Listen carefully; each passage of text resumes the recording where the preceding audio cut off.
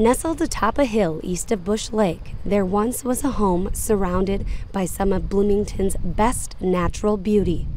The house was acquired approximately 10 years ago, and the acquisition was done because we wanted to include the property in the Highland Bush Anderson Lakes Park Reserve. It's one of, at that time, 17 in-holding properties that we keep our eye on, and then whenever there's a willing seller, the city is very interested in acquiring those properties. So in the interim, while the actual house stayed up, we had firefighters that rented the property, and the main reason is we needed to have people over on the west side that could respond to fire calls over at the two firehouses on the west side. It seemed like a good use of the property since we were just planning to demo it anyway. As time went on, the home became unlivable, and simply moving the structure to another location wasn't an option. A lot of time it really is the condition of the house and the type of structure. If it's something that is of a quality where you could pick it up and move it, we'd be absolutely interested in doing that.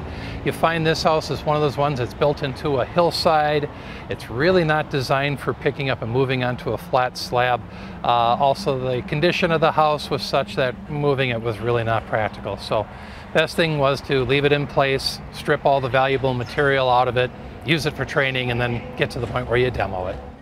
Following the invaluable training opportunities police and fire crews received, it was a steamy August morning when crews mobilized on site to prepare for demolition.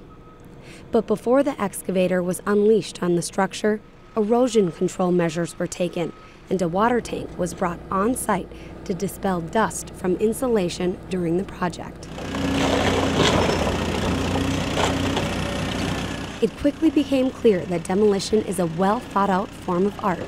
Each wall, support beam, or roof section the excavator grabs is removed with purpose and care, and after about an hour, the teardown is over and just the cleanup is left. If you ask Quali, long-term plans for properties acquired by the city for future parkland is something all residents can hopefully one day both appreciate and utilize. Long-term plans include the acquisition of course, this property. There's another couple properties just alongside of it.